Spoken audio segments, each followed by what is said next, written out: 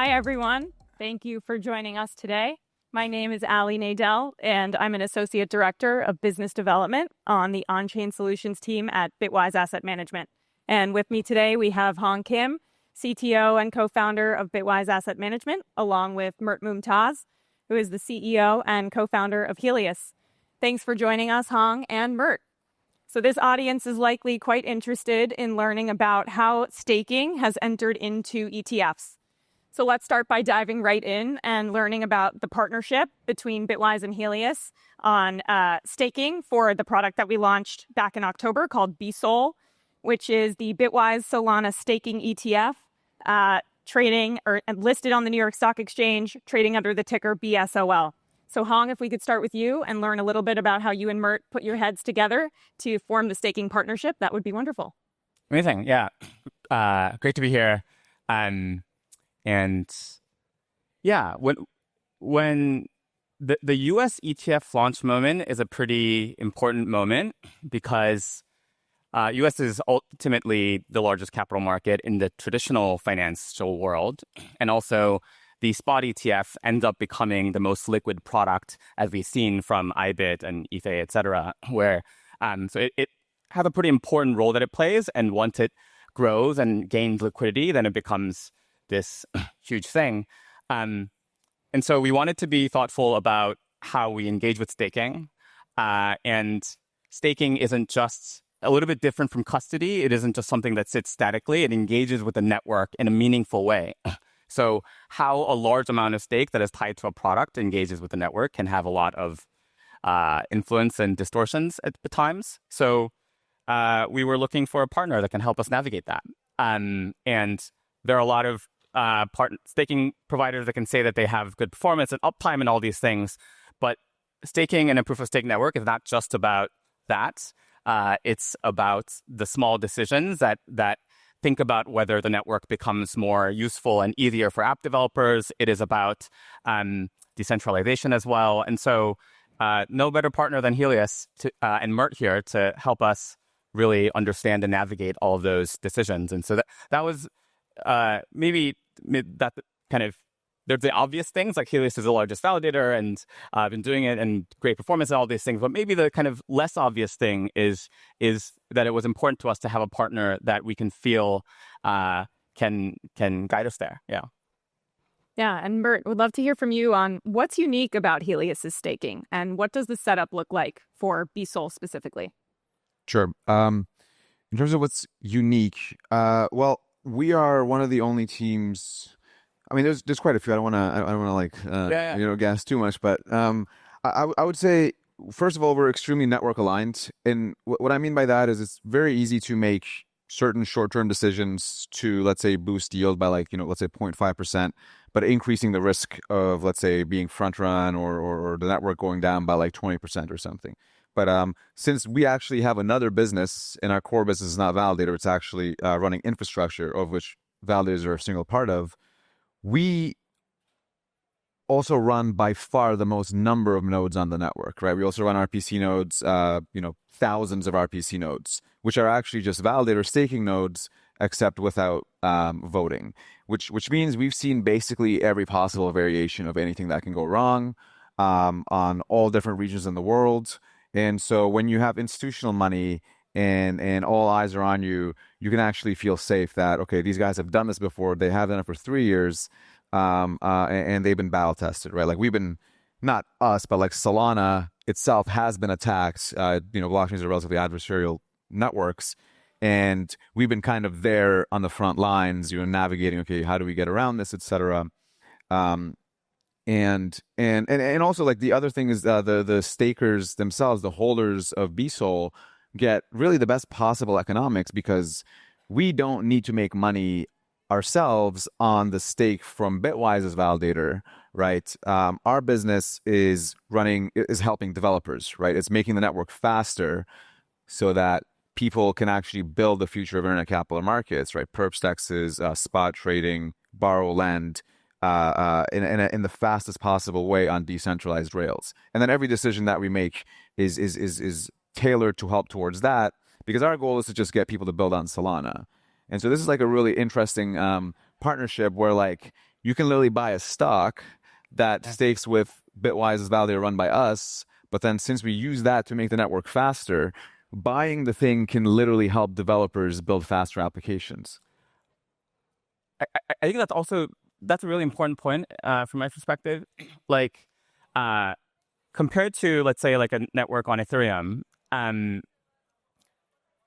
Solana, the applications really take advantage of the extra, like, last 1% of performance to compete and deliver the next kind of marginal amount of more liquidity or marginal amount of scale to their users. So whether the nodes are actually supporting that to the maximum extent does matter. And so the running of the node is not as kind of like you just download the thing, you run it, and there's really not much difference between whether this validator has more stake or that validator has more stake. The impact on the network, the users, the application that can be built. There's a lot of networks where that really the relationship doesn't matter as much. But on Solana, the application landscape is changing all the time. The protocol spec is improving. The scale is so it really does have a big impact, and that is a big part of it for us, because ultimately we want the ecosystem, the developers, the users of Solana, the whole community to feel that the increasing stake weight that comes from this product, this regulated product existing, isn't something that deteriorates the market structure or the ecosystem, but rather plays a role in making it more stable and making it more supportive. And yeah, so that's a thing that's really important for us. Mm. Great. So before BSOL launched in the US, we had staking and then we had ETFs. But since the launch of BSOL, we now have staking included in ETFs. So curious if you guys can share a little bit about the challenges you faced in getting staking approved and working properly in a regulated ETF product. What do you think? What did your team complain the most about? Well, we did all the hard work of waiting for the Bitwise team to figure it out. We just our job is really the technical side of things, right? So ETFs will have specific reporting requirements, so we need to get quite high quality data, check the accuracy, make sure that the granularity of the data, but also Solana is kind of hard to read and make sense of, right? And for an institutional product like this, if the data is, if there's even the slightest kind of error in the little detail, that ends up kind of maybe missing investors. But since we're a data infrastructure company, we really take that seriously. So, but I would say that was that's something we take super seriously, and so that was a unique challenge for us because most of our customers aren't, the first staking ETF for Solana. But I'm sure you guys had a much different story there. No, I think reporting is definitely one of the one, because if you think about an ETF, it has a daily reconciliation and striking of NAV and such. So the 4 p.m. Eastern to the 4 p.m. Eastern has to be exact. And what was exactly the staking rewards that were accumulated in that time?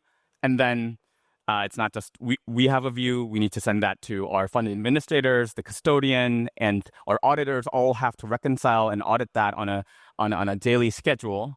And so those are the kind of additional requirements of a regulated product that in some ways is that amount of oversight and like multi-party reconciliation on a daily basis is a time onerous about making a product like this work. But at the same time, it's really also a thing that drives a lot of confidence in these products as well. Like you can know when the NAV moves up this much on a daily basis, like that is actually what happened. And so yeah, that's definitely one of the elements. And then after that, it was really like working with the SEC on getting them comfortable with how Solana staking works and stuff like that. Yeah. Great. So Hong, as the audience likely has, institutional investors, how does Bitwise go about explaining how Solana staking works to institutions? Yeah, that's a good question. I think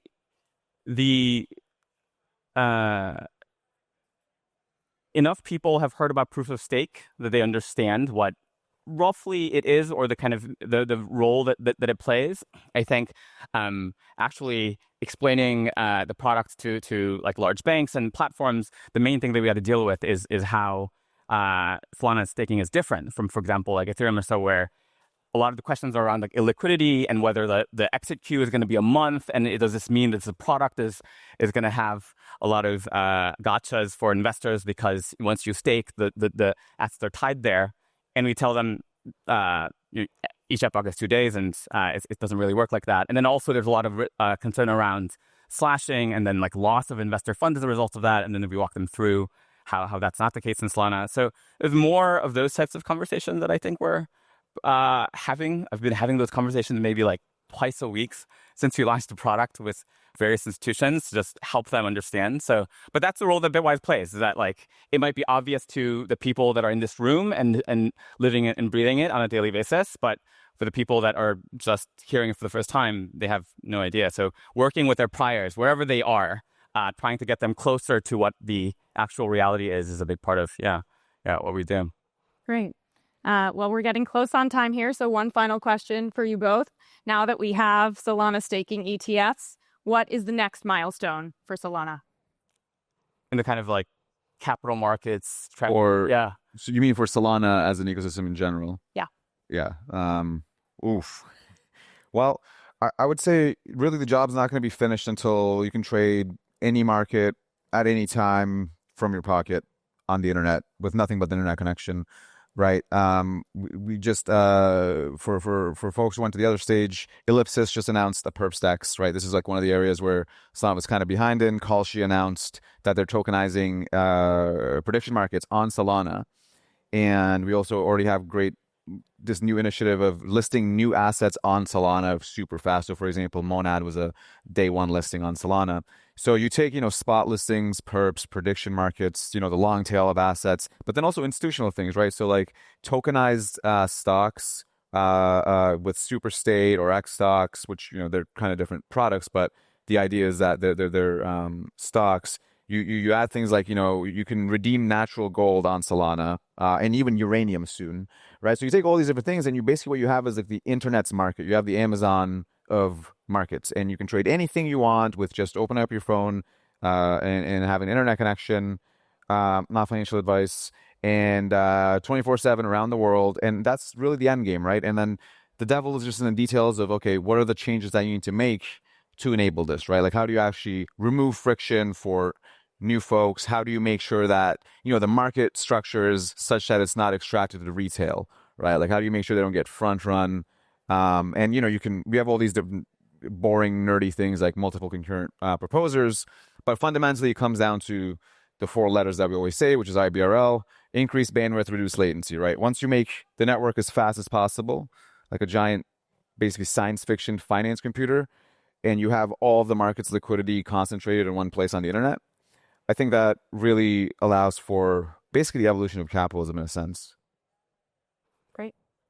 Anything to quickly add there, Hong? Yeah, I'd reinforce that. Maybe the perspective that I have is a little bit more of like TradFi and BSO being now like fully, basically Solana is this kind of Solana's IPO moment. Like you can trade Solana on the New York Stock Exchange now, and also in a staked wrapper.